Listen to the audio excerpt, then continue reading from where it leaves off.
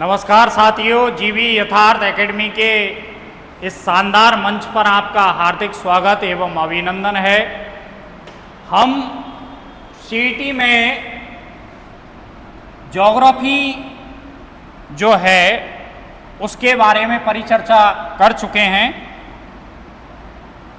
पूर्व में सीईटी में आपको हिमालय का अध्ययन करवाया।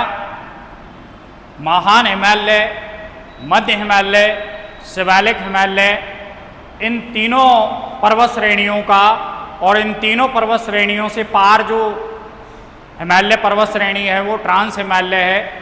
इन सब का अध्ययन करने के तत्पश्चात आज हम पूर्वांचल हिमालय का अध्ययन करेंगे।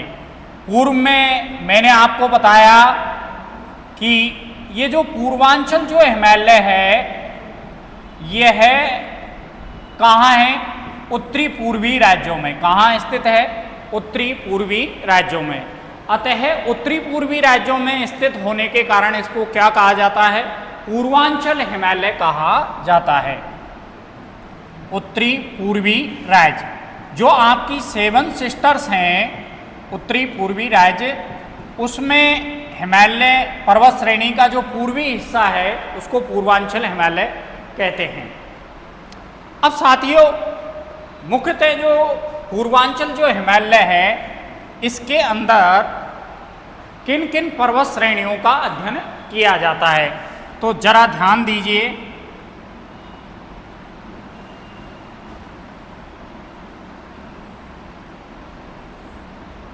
देखिए, ये उत्तरी पूर्वी राज्य हैं। क्या हैं? उत्तरी पूर्वी राज्य। उत्तरी पूर्वी राज्य। और उत्तरी पूर्वी राज्यों में किन किन पर्वत श्रेणियों का अध्ययन किया जाता है, तो देखिए साथियों, सबसे पहले अध्ययन किया जाता है बोमाडिला की पहाड़ियाँ।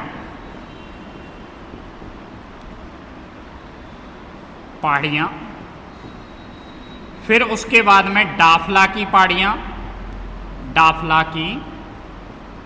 पहाड़ियाँ।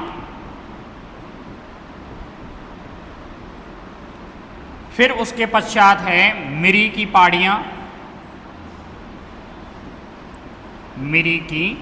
पहाड़ियाँ। उसके पश्चात है अभोर की पहाड़ियाँ।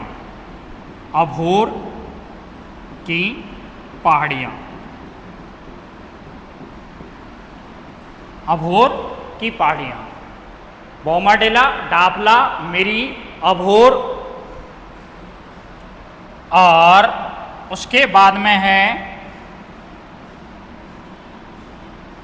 मिश्मी की पहाड़ियाँ। यहाँ हम इस तरीके से बना देते हैं।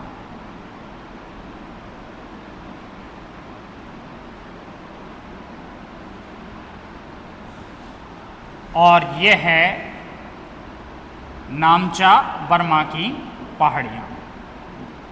नामचा बर्मा की पहाड़ियाँ।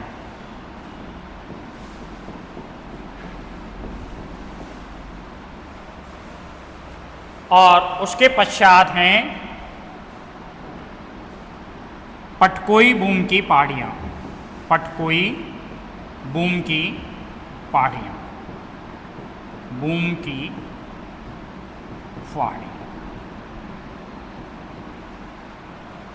और फिर है नागालैंड की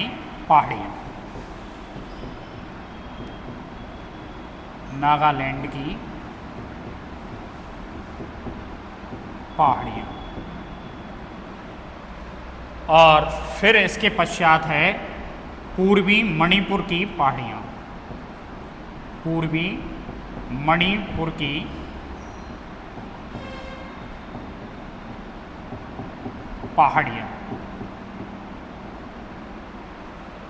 और इसके पश्चात है मिजो की पहाड़ियाँ। मिजो की पहाड़ियाँ।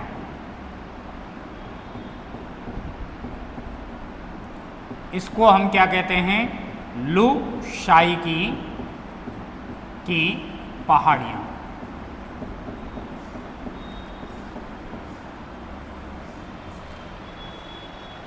और हम बात करते हैं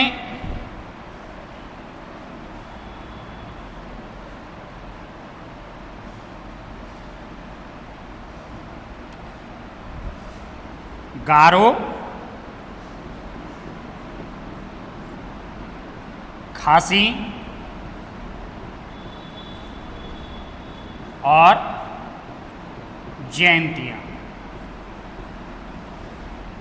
की पहाड़ियाँ।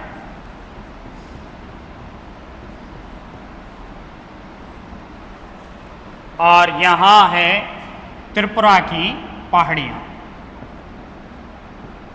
त्रिपुरा की पहाड़ियाँ।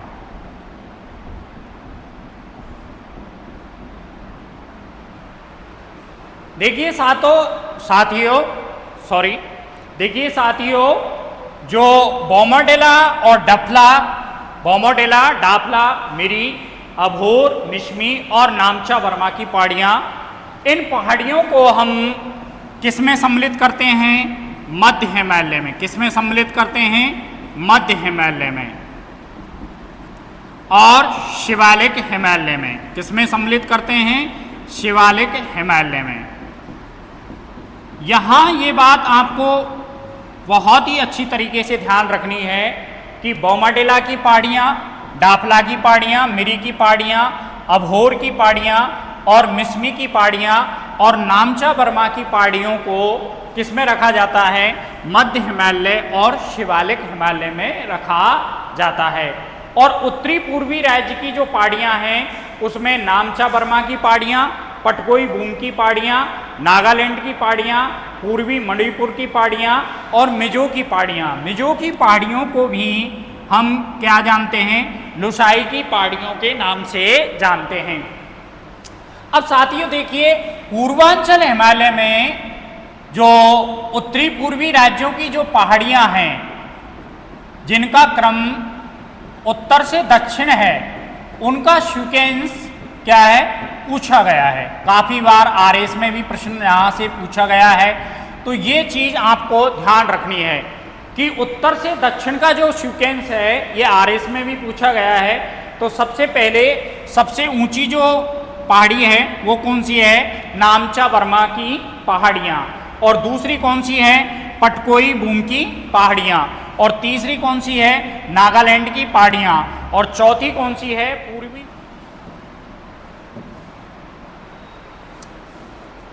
हमने पूर्व में भी परिचर्चा कर चुके हैं कि हिमालय में दो क्या पाए जाते हैं? अक्ष संघीय मोड़। क्या पाए जाते हैं? हिमालय में अक्ष संघीय मोड़। अक्ष संघीय मोड़। अक्ष संघीय मोड़। तो ये अक्ष संघीय जो मोड़ हैं ये इस तरीके से, एक अक्ष संघीय मोड़ कहाँ है? यहाँ है। कहाँ है? पश्चिम में। और एक कहाँ स्थित है? पूरब में। कहाँ स्थित है? पूरब में। तो पश्चिम में, पूर्व में चर्चा हो चुकी है। पश्चिम में जो अक्ष संघीय मोड़ है ये मोड़ कहाँ जाता है? पामीर की गांठ में मिलता है। पामीर की गांठ। और हमने पामीर की गांठ को क्या कहा? विश्व की छत का। क्या कहा? विश्व की छत्र। विश्व की छत। तो काराकोरम जो पर्वत श्रेणी है, काराकोरम जो पर्वत श्रेणी है, ये काराकोरम जो पर्वत श्रेणी कहाँ मिलती है? हिंदू कुश में। पर्वत श्रेणी कहाँ मिलती है? हिंदू कुश। और हिंदू कुश कहाँ जाकर के मिलती है? हिंदू कुश मिलती है पामीर की गांठ में। और आगे चल कर के यह है जो अक्ष संघीय मोड़ है किसके नाम से जाना जाता है? सुलेमान और किर्थर के नाम से। किसके नाम से? सुलेमान एवं किरथर की पहाड़ियां, किरथर की पर्वत श्रृंखला।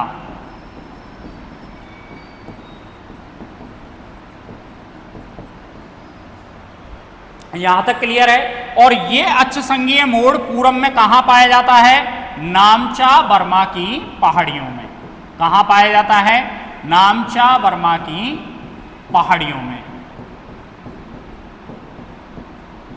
यहां तक क्लियर है। नामचा बर्मा की पहाड़ियों में क्या पाया जाता है? अक्ष संघीय मोड़ पाया जाता है। अब देखिए, ये जो अक्ष संघीय जो मोड़ है, यह है पश्चिम में काराकोरम पर्वत श्रेणी किस में मिलती है? हिंदू कुश में। और हिंदू कुश पर्वत श्रेणी किस में मिलती है? पामीर की गांठ में। और आगे जाकर के ये सुलेमान, किरथर और मकरान पर्वत श्रेणी कहां चली जाती है? अरब सागर के प्रायद्वीपीय भाग तक। मकरान पर्वत श्रेणी कहां तक चली जाती है? अरब सागर के तटवर्ती क्षेत्र तक। तो ये जो अक्ष संघीय जो मोड़ है वो पश्चिम में मिलता है और पूरब में भी मिलता है। और पूरब में जो अक्ष संघीय जो मोड़ है वो नामचा बर्मा की पहाड़ियों से लेते हुए पटकोई बूम और नागा की पहाड़ियाँ और पूर्वी मणिपुर की पहाड़ियाँ और मिजो की पहाड़ियों से होते हुए कहाँ तक चला जाता है? अंडमान निकोबार द्वीप समूह तक चला जाता है। अंडमान निकोबार द्वीप समूह तक जाता है। हम पूर्व की क्लासें में परिचर्चा कर चुके हैं कि जो इंडो ऑस्ट्रेलियन जो प्लेट है उसका संचलन कहाँ हो रहा है? उत्तर पूरब की ओर हो रहा है। अतः मध्य भाग में नेपाल जो वाला और भूटान वाला जो क्षेत्र है उसमें ऊंचाई क्या है? निरंतर बढ़ रही है। तो इंडो ऑस्ट्रेलियन प्लेट का संचलन किस ओर है? उत्तर पूरब की ओर। और उत्तर पूरब की ओर संचलन होने के कारण क्या है कि जो मध्य हिमालय है उसकी ऊंचाई में क्या हो रही है? बढ़ोतरी हो रही है। क्योंकि मध्य हिमालय जो वाला जो भाग है पश्चिमी क्षेत्र, और मध्य हिमालय कहाँ स्थित है? लगभग नेपाल और भूटान में। तो इस क्षेत्र में क्या है? वृद्धि हो रही है। तभी माउंट एवरेस्ट की जो ऊंचाई है, माउंट एवरेस्ट जो पीक है उसकी ऊंचाई 8,848 मीटर से कितनी है? कभी नासा के द्वारा जो साक्ष्य दिए जाते हैं उनमें 8,850 मीटर तक ऊंचाई बताई जाती है। तो दो अक्ष संघीय मोड़ पाए जाते हैं और ये अक्ष संघीय मोड़ नीचे तक किसके नाम से, कहाँ, किन पर्वत श्रेणियों के नाम से जाते हैं? नामचा बर्मा की पहाड़ियाँ, पटकोई बूम की पहाड़ियाँ, नागा की पहाड़ियाँ, पूर्वी मणिपुर की पहाड़ियाँ और मिजो की पहाड़ियों से होते हुए अंडमान निकोबार द्वीप समूह तक जाते हैं। और अब भी जो इंडो ऑस्ट्रेलियन प्लेट है, ये इंडो ऑस्ट्रेलियन प्लेट क्या है? उत्तर पूरब की ओर क्या कर रही है? संचलन कर रही है। क्या कर रही है? संचलन कर रही है। तभी हिमालय क्या है? हिमालय में उत्थान अभी भी जारी है। क्या हो रहा है? हिमालय में अभी भी उत्थान जारी है। तो इंडो ऑस्ट्रेलियन प्लेट उत्तर पूरब की ओर संचलन कर रही है और उत्तर पूरब की संचलन करने के कारण इसकी टक्कर किससे हुई? बर्मी प्लेट से। यूरेशियन प्लेट का ही हिस्सा था। बर्मी जो प्लेट थी वो किसकी हिस्सा थी? यूरेशियन प्लेट की हिस्सा थी। क्योंकि हमने प्लेट विवर्तन के सिद्धांत में मुख्य प्लेट और गौण प्लेट दो भागों में विभाजित किया था, मुख्य प्लेट और गौण प्लेट। तो मुख्य प्लेट कितनी थी? 7 और गौण प्लेट कितनी थी? 20। और नासा के द्वारा अब तक कितनी खोजी जा चुकी हैं? 120। तो ये जो बर्मी जो प्लेट थी ये क्या थी? गौण प्लेट थी। तो जैसे ही इंडो ऑस्ट्रेलियन प्लेट का उत्तर पूरब की ओर संचलन हुआ और बर्मी प्लेट से क्या हुआ? अभिसरण। क्या हुआ? अभिसरण हुआ। तो अभिसरण होने के कारण क्या हुआ? पूर्वांचल जो हिमालय है उसका निर्माण हुआ। किसका निर्माण हुआ? पूर्वांचल हिमालय का निर्माण हुआ। और यह पूर्वांचल जो हिमालय है, ये पूर्वांचल हिमालय नामचा बर्मा की पहाड़ियों से होते हुए, पूर्व में मैंने बताया था नामचा बर्मा की पहाड़ियों से होते हुए कहाँ? पटकोई बूम की पहाड़ियाँ, नागालैंड की पहाड़ियाँ, पूर्वी मणिपुर की पहाड़ियाँ और मिजो की पहाड़ियाँ होते हुए अराकान योमा और पैगु योमा से होते हुए कहाँ तक जाता है? अंडमान निकोबार द्वीप समूह तक जाता है। कहाँ तक जाता है? अंडमान निकोबार द्वीप समूह तक जाता है। तो हिमालय में दो अक्ष संघीय मोड़ पाए जाते हैं। एक कहाँ पाया जाता है? पश्चिमी भाग में, और एक पूर्व में। पूर्व वाला कहाँ पाया जाता है? नामचा बर्मा की पहाड़ियों में। और पश्चिमी वाला कहाँ पाया जाता है? काराकोरम पर्वत श्रेणी, जहां से क्या निकलती है? पश्चिम की ओर हिंदू कुश पर्वत श्रृंखला निकलती है। और एक हमने पढ़ा था तेनसांग, जब ट्रांस हिमालय का अध्ययन किया था तो तेनसांग पर्वत श्रेणी और एक कुन-लुन पर्वत श्रेणी, ये कहाँ जाती हैं? कुन-लुन पर्वत श्रेणी। कुन-लुन पर्वत श्रेणी कहाँ जाती है? ये जाती है चीन में। कुन-लुन पर्वत श्रेणी, तेनसांग और कुन-लुन पर्वत श्रेणी कहाँ जाती हैं? चीन में जाती हैं। यहाँ तक क्लियर है? अब हम आगे बात करते हैं कि ये जो पहाड़ियाँ हैं, इन पहाड़ियों में क्या है, क्या पाया जाता है? गारो खासी जयंतियाँ जो हैं, गारो खासोई जयंतियाँ जो पर्वत श्रेणी हैं, पहाड़ियाँ, गारो खासी जयंतियाँ जो पहाड़ियाँ हैं, उन पहाड़ियों में क्या होती है? विश्व की सर्वाधिक वर्षा। क्या होती है? विश्व की सर्वाधिक वर्षा। और विश्व की सर्वाधिक वर्षा होने के कारण यहाँ क्या पाया जाता है? क्या पाया जाता है? उष्णकटिबंधीय सदाबहार वनस्पति पाई जाती है। क्या पाई जाती है? उष्णकटिबंधीय सदाबहार वनस्पति। उष्णकटिबंधीय सदाबहार वनस्पति पाई जाती है। अब साथियों, यहाँ से आपको एक चीज ध्यान रखना है कि यहाँ उष्णकटिबंधीय सदाबहार वनस्पति क्यों पाई जाती है? क्योंकि बंगाल की खाड़ी के समीप है। उत्तरी पूर्वी भारत और बंगाल की खाड़ी के समीप होने के कारण क्या होती है? वर्षा ज़्यादा होती है, और वर्षा ज़्यादा होने के कारण यहाँ उष्णकटिबंधीय सदाबहार वनस्पति पाई जाती है। और इस उष्णकटिबंधीय सदाबहार वनस्पति पाए जाने के कारण यहाँ क्या पाई जाती है? जैव विविधता। क्या पाई जाती है? जैव विविधता। अतः यूनेस्को की जो साइट है, यूनेस्को की जो साइट है, जिसमें विश्व के 36 जो हॉट स्पॉट हैं, क्या हैं? 36 हॉट स्पॉट। उन हॉट स्पॉटों में उत्तरी पूर्वी हिमालय को भी रखा जाता है। उत्तरी पूर्वी हिमालय, या हम इसको कह सकते हैं पूर्वांचल हिमालय को इंक्लूड किया जाता है। पूर्वांचल हिमालय। अब साथियों समझिएगा कि यूनेस्को की जो 36 जो हॉट स्पॉट हैं, उनमें उत्तरी पूर्वी हिमालय या पूर्वांचल हिमालय को इंक्लूड किया जाता है। और ये पूर्वांचल हिमालय का हिस्सा कहाँ कहाँ स्थित है? भारत और म्यांमार में। भारत एवं म्यांमार। तो ये जो 36 जो तप्त स्थल हैं यूनेस्को की जो साइट पर, इनमें किसको सम्मिलित किया जाता है? पूर्वांचल हिमालय को सम्मिलित किया जाता है। क्योंकि यहाँ कैसी वनस्पति पाई जाती है? उष्णकटिबंधीय सदाबहार वनस्पति। और चेरापूंजी यहाँ स्थित होने के कारण यहाँ विश्व की क्या है?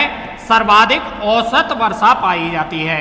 सर्वाधिक औसत वर्षा किसकी? विश्व की। अतः ये क्षेत्र जो है वो कैसा हुआ? उष्णकटिबंधीय सदाबहार वनस्पति से युक्त और जैव विविधता अधिक पाई जाती है।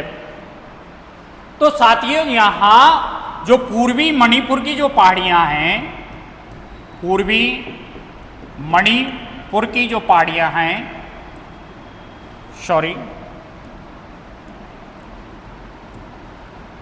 जो मिजो की जो पहाड़ियाँ हैं, मिजो की पहाड़ियों में कौन सी पीक पाई जाती है? Black mountain. क्या पाई जाती है? ब्लैक माउंटेन पीक, माउंटेन चोटी। इस ब्लैक माउंटेन चोटी को, मिजो की जो पहाड़ियाँ हैं, इनको किसके नाम से जाना जाता है? लोसाई की पहाड़ियों। किसके नाम से जाना जाता है? लुसाई की पहाड़ियाँ। इन लुसाई की जो पहाड़ियाँ हैं इन्हीं को ही मिजो की पहाड़ियों के नाम से जाना जाता है। तो इसमें ब्लैक माउंटेन चोटी है, पीक है, जिसे हम फांग हुई चोटी भी कहते हैं। क्या कहते हैं? फांग हुई चोटी भी कहते हैं।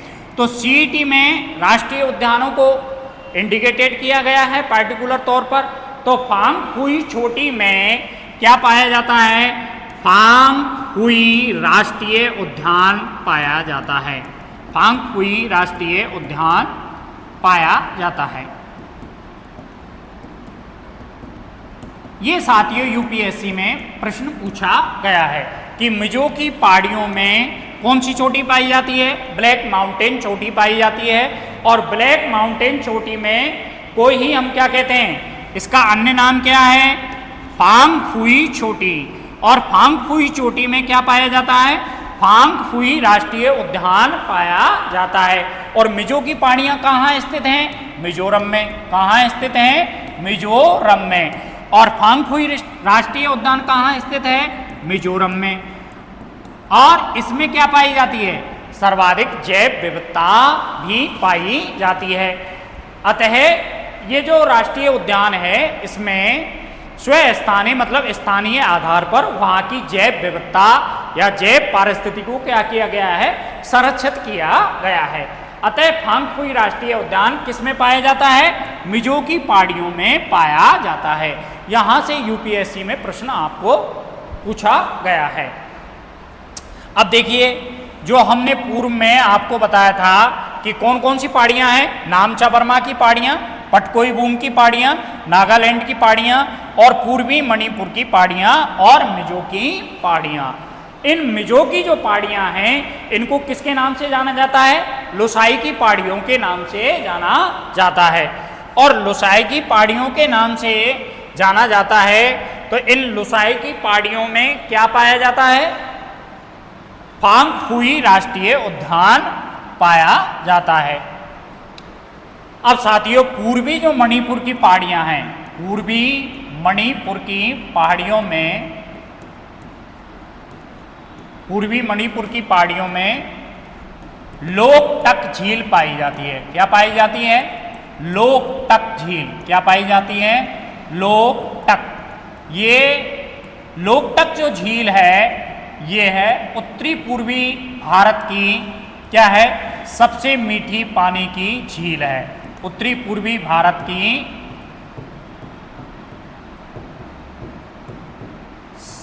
मीठे पानी की सबसे बड़ी झील। ये बात आपको ध्यान रखनी है क्योंकि सीईटी 10+2 में यह काफ़ी बार क्वेश्चन पूछा गया है कि पूर्वी जो मणिपुर की जो पहाड़ियाँ हैं उसके बेसन में कौन सी झील पाई जाती है? लोकटक झील उसके बेसन में पाई जाती है। और ये लोकटक जो झील है उत्तरी पूर्वी भारत की मीठे पानी की क्या है? सबसे बड़ी झील है। यहाँ तक क्लियर है साथियों। अब हम बात करते हैं आगे नेक्स्ट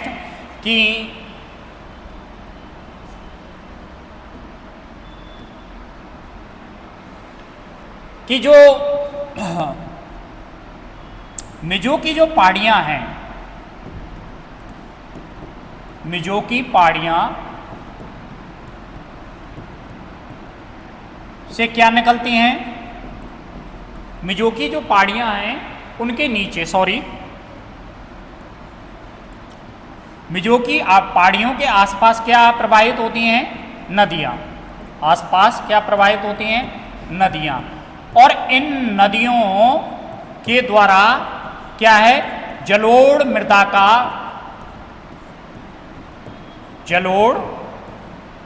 मृदा जिसे हम मुलायम व असंगठित भी कहते हैं। क्या कहते हैं? असंगठित मृदा का जमाव।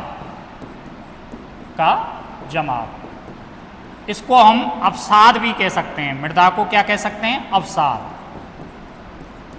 देखिए साथियों, मिजो की पहाड़ियों के आसपास क्या है, नदियां प्रवाहित होती हैं, और ये नदियां जो प्रवाहित होती हैं ये क्या करती हैं, जलोढ़ मृदा का निक्षेप, क्या करती हैं, निक्षेप। और इन जलोढ़ मृदा के द्वारा जो अवसाद निक्षेप किए गए हैं, मुलायम व असंगठित होने के कारण इसको हम क्या कहते हैं, मोलेसिस बेसन कहते हैं, मोलेसिस बेसन कहते हैं। तो ये प्रश्न एसएससी वगैरह में काफी बार पूछा गया है। तो मोलेसिस बेसन कहाँ स्थित है, कहाँ स्थित है, मिजोरम में। कहाँ स्थित है, मिजोरम में, क्योंकि मिजो की पहाड़ियाँ कहाँ स्थित हैं, मिजोरम में। कहाँ स्थित हैं, मिजोरम में। अब मोलेसिस बेसन कहाँ स्थित है, मिजोरम में। और ये कैसा है, मुलायम व असंगठित मृदा का या अवसाद का क्या है, जमाव है।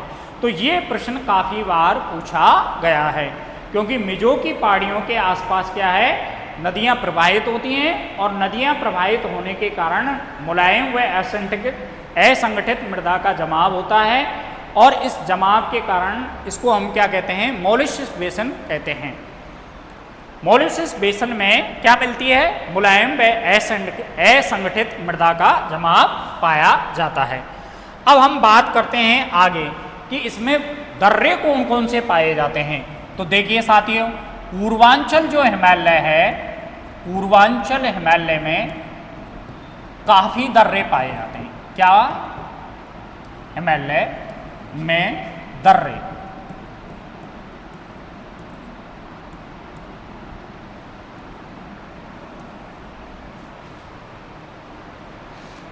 पूर्वांचल हिमालय में दर्रे। तो देखिए, पहला जो दर्रा है वो है बोमाडिला दर्रा, बोमाडिला दर्रा। काफी बार प्रश्न पूछा गया है। बोमाडिला दर्रा कहाँ स्थित है, अरुणाचल प्रदेश। कहाँ स्थित है, अरुणाचल प्रदेश,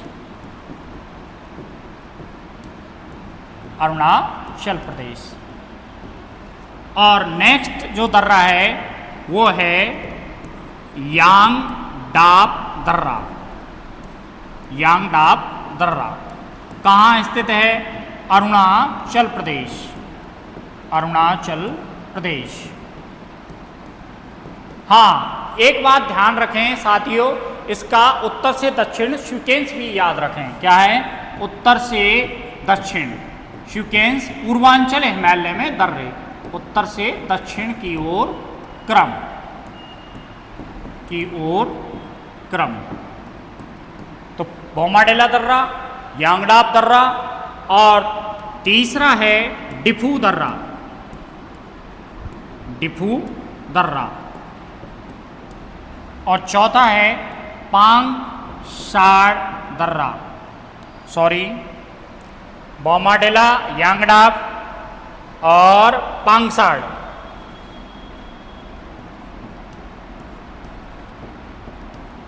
और पांचवा है तुजू दर्रा, तुजू दर्रा। तो डिफू दर्रा कहाँ स्थित है, अरुणाचल प्रदेश। कहाँ स्थित है, अरुणाचल प्रदेश।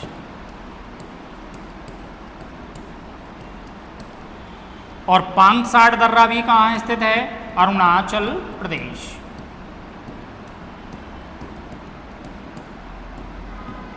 और तुजू दर्रा कहाँ स्थित है, मणिपुर। मिजोरम में कोई भी दर्रा स्थित नहीं है। तो देखिए, बोमाडिला जो दर्रा है, ये बोमाडिला दर्रा कहाँ स्थित है, अरुणाचल प्रदेश में। और अरुणाचल प्रदेश टू तिब्बत के लिए क्या जाता है, रास्ता, तिब्बत के लिए, तिब्बत के लिए। अब जो बोमाडिला जो दर्रा है ये त्वांग घाटी से होकर के गुजरता है। ये प्रश्न काफी बार पूछा गया है। कहाँ से निकलता है, त्वांग घाटी से ये दर्रा निकलता है। तो साथियों, ये प्रश्न एसएससी में भी पूछा गया है, और सीक्वेंस आरएस में भी पूछा गया है, उत्तर से दक्षिण की ओर। कि अरुणाचल प्रदेश में काफी बार अनेक तरीके से प्रश्न पूछे गए हैं कि अरुणाचल प्रदेश में कौन कौन से दर्रे हैं। तो बोमाडिला दर्रा, यांगडाप दर्रा, डिफू दर्रा और पांगसाड़ दर्रा। और उत्तर से दक्षिण की ओर क्रम भी पूछा गया है। तो अरुणाचल प्रदेश टू तिब्बत के लिए, और किस घाटी से निकलता है, त्वांग घाटी से यह दर्रा निकलता है। ये अरुणाचल प्रदेश के कहाँ स्थित है, उत्तर पश्चिम में। तो ये उत्तर पश्चिम में स्थित होने के कारण कहाँ के लिए जाता है, तिब्बत के लिए रास्ता जाता है। ये ध्यान रखना है आपको, ध्यान, क्योंकि अरुणाचल प्रदेश के उत्तर पश्चिम में है तो तिब्बत के लिए रास्ता, और त्वांग घाटी से यह दर्रा जाता है। तो कैलाश मानसरोवर के लिए भी रास्ता किससे जाता है, बोमाडेला दर्रा से जाता है।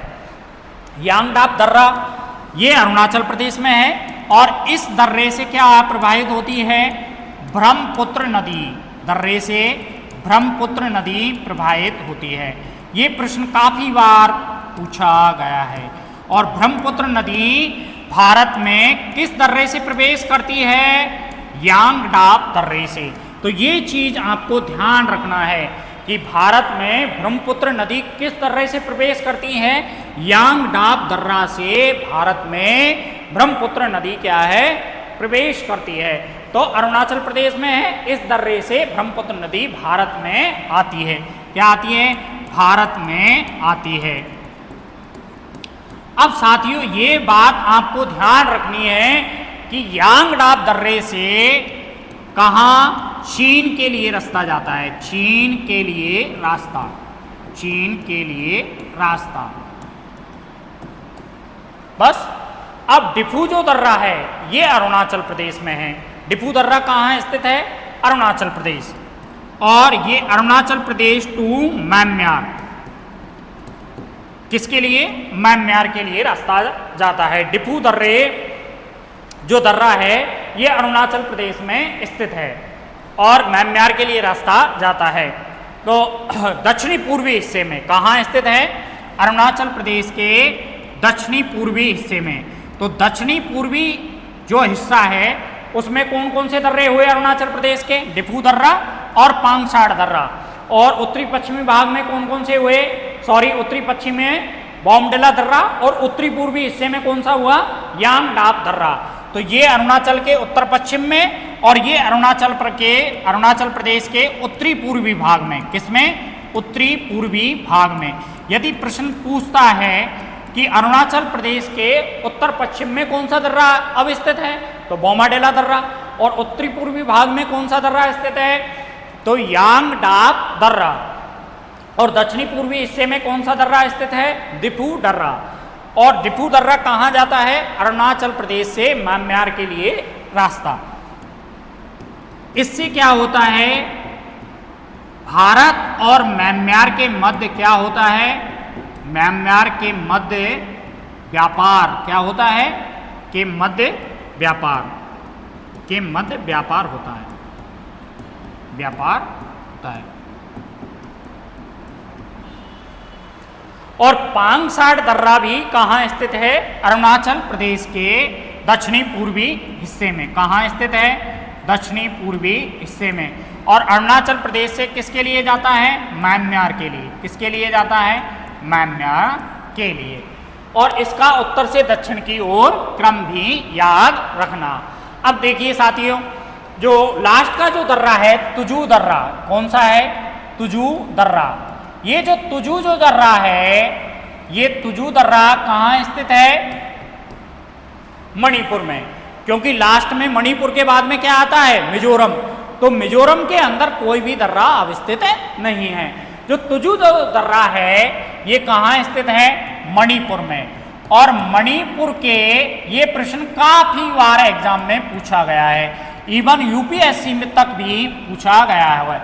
तो मणिपुर के इम्फाल से म्यांमार के तामू तक रास्ता किसके द्वारा जाया जाता है, म्यांमार के तामू तक रास्ता किस दर्रे से निकलता है, वो है तुजू दर्रा। कौन सा दर्रा है, तुजू दर्रा। कौन सा दर्रा है, तुजू दर्रा। और ये तुजू जो दर्रा है ये दर्रा बहुत ही इम्पोर्टेंट है, क्योंकि उत्तरी पूर्वी जो भारत का जो गलियारा है, उत्तरी पूर्वी जो भारत के समीपवर्ती जो देश हैं उनसे द्विपक्षीय व्यापार को बढ़ाने के लिए तुजू दर्रा से क्या बनाया जा रहा है, सड़क परिवहन और रेल नेटवर्क को क्या किया जा रहा है, डेवलप किया जा रहा है। सड़क परिवहन और रेल परिवहन को क्या किया जा रहा है, डेवलप किया जा रहा है।